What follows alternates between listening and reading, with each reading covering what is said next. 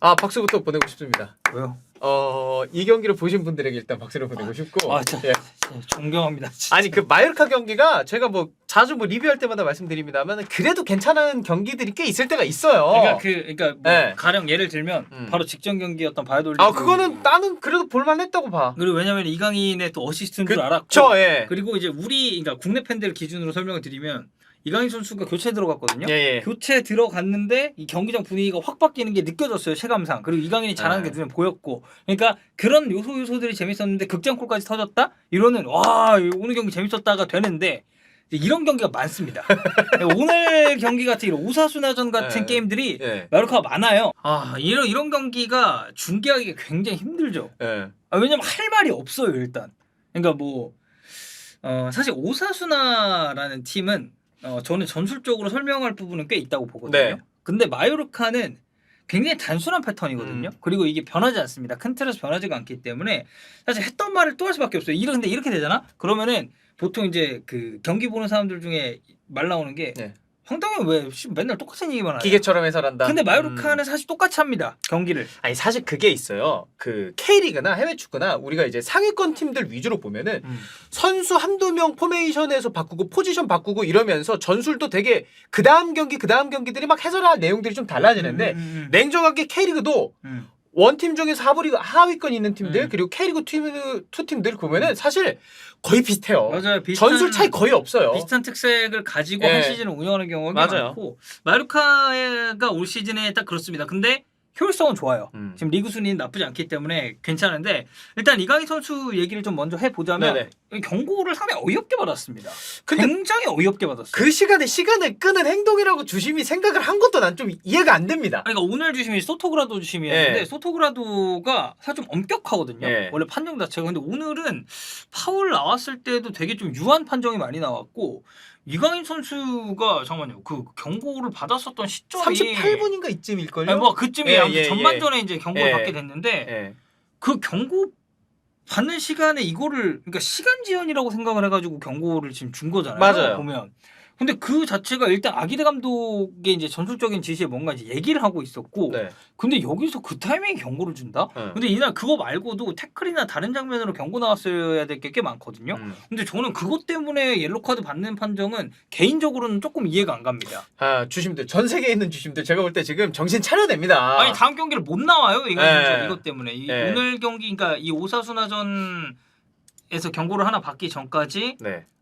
경고 4장을 이강인 선수가 안고 있었고 이제 기록을 보니까 이제 전반 39분에 받았어요. 그래서 5장째가 되면서 다음 셀타비고전은 나올 수가 없습니다. 이강인 없는 마요르카 경기 저와 함께 하시면 됩니다. 제가 다음 주에도 이제 마요르카 경기를 하거든요. 그래서 이건 좀 아쉬웠고 그리고 이강인 선수가 오늘도 뭐 탈압박이나 전체적으로 약간씩 번뜩이는 장면이 있었어요. 근데 크게 봤을 때는 경기 주도 자체를 오사수나가 있고 마요르카가 뭐 이렇다한 움직임을 보여주지 못했기 때문에 이강인 선수도 돋보이는 장면이 많았느냐? 사실 그렇다고 보기는 힘듭니다. 그리고 오늘 같은 경우에 이제 한 가지만 더 말씀을 드리고 싶은 건 이강인 선수가 마요르카에 세트피스를 전담을 하고 있죠. 근데 이게 그르니에가 들어왔을 때는 오른발 왼발로 나눠 찹니다.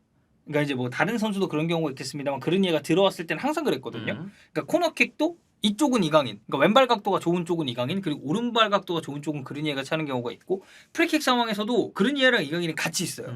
그래서 이제 왼발이냐 오른발이냐 왜냐면은 같이 있다가 오늘 그르니에가 수비벽 사이로 이렇게 딱 찔러가지고 넣은 그런 프리킥도 있었듯이 원래 같았으면은 이강인 킥 찰 맛 한번 보자 이건데 오늘은 세트피스도 많이 안 나왔고 킥도 분산이 됐기 때문에 사실 국내에서 이강인 선수 응원하시는 팬들에게는 그렇게 메리트가 큰 경기는 아니었죠. 그러니까 마요르카 경기 쭉 보시는 분들이 언제가 기대가 되냐면요. 뭐 이강인 선수 온더볼일 때도 기대가 되지만 그냥 프리킥 얻어내서 데드볼 상황에서 이강인 선수가 세트피스 처리할 때가 제일 기대가 되거든요. 맞아요. 왜냐면 이게 그 빅리그의 강팀들도 세트피스 상황에서 영향력을 줄 수 있는 선수들은 굉장히 한정적입니다. 근데 이런 마요르카가 어쨌든 라리가 이제 중하위권이라고 생각을 해본다면 라리가 중하위권 팀에서 세트피스로 뭔가를 바꿀 수 있을 만한 되게 에이스 역할을 하는 선수가 있다? 이것 자체는 팀으로 봤을 때는 굉장히 큰 메리트고 이강인 선수가 이제 그 역할을 하고 있다는 게 우리 입장에서는 되게 좀 반갑고 기대가 되는 요소라고 할 수가 있겠죠.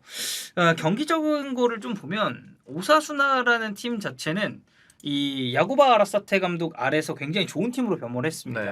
그러니까 4-3-3으로 나오긴 했는데 상황에 따라서 이거는 아이마르 오로스 선수 이날 이제 결승골 넣은 선수거든요.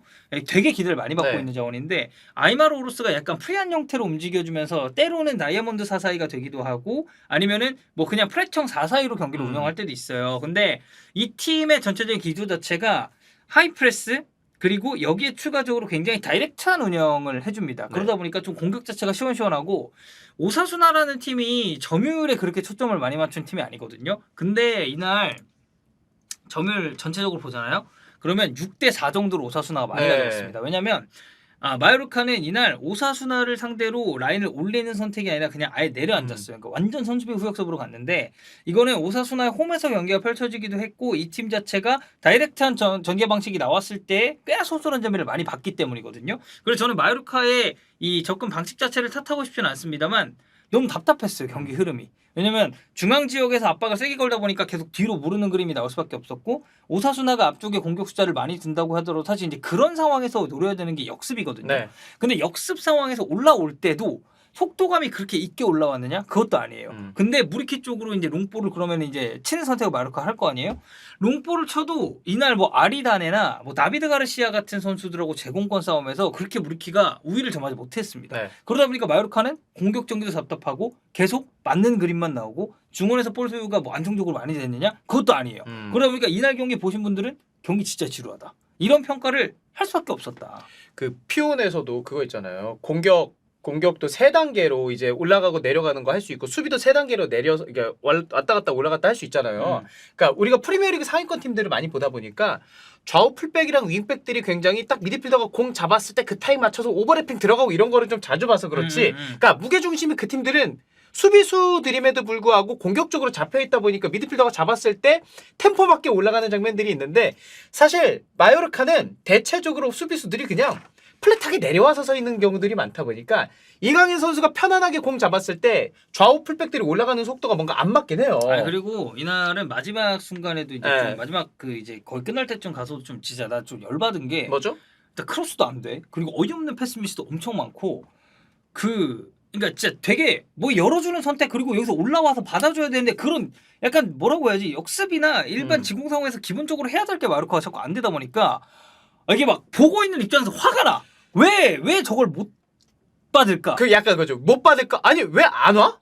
왜 없어? 이 생각이 좀 많이 들죠. 그리고 전반적으로 봤을 때 사실 경기를 오사수나가 준비도 잘했어요. 그러니까 마요르카라는 팀에 대해서 적절하게 맞춤 전술을 썼다고 보는 건 그러니까 이 팀 원래 다이렉트하게 롱볼도 많이 뿌리거든요. 근데 이날 롱볼은 아무래도 마요르카가 후방 지역에 백스리라서 센터백이 3명이 있고 이 셋이 높이에 있어서는 전부 다 어느 정도 위력을 발휘를 할 수 있기 때문에 이걸 다이렉트한 선택으로 붙이기보다는 중앙 거쳐가지고 일단 중앙 지역을 장악하는 데 초점을 맞췄거든요. 그리고 이 오사수나라는 팀을 그러니까 제가 이제 경기 준비를 하다가 이제 좀 인상 깊게 본 거는 이 팀이 비디오 분석을 되게 철저하게 합니다.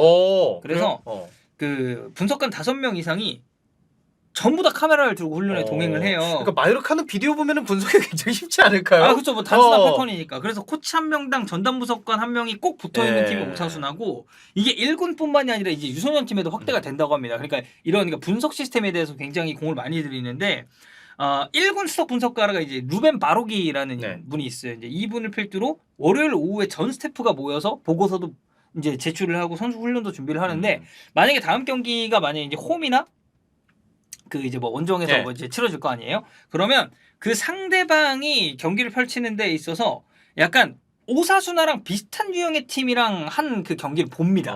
그래서 그 경기를 토대로 분석을 해요, 이 팀들이. 그러니까 얘네 우리랑 비슷한 애들 상대로 이런 식으로 나왔네. 그러니까 단순하게 마요르카 스타일 이거예요가 아니라 얘네 우리랑 비슷한 팀이랑은 이런 식으로 경기를 전개했네. 그럼 우리는 이런 식으로 맞춤 대응을 하면 되겠다. 이거를 비디오 분석을 통해서 준비를 잘하다 보니까 저는 이날 경기를 좀 압도하고 준비를 잘할 수 있었던 건 오사수나의 기초적인 시스템 자체가 굉장히 잘 갖춰져 있기 때문이 아니었나라는 생각도 들더라고요, 경기 보니까.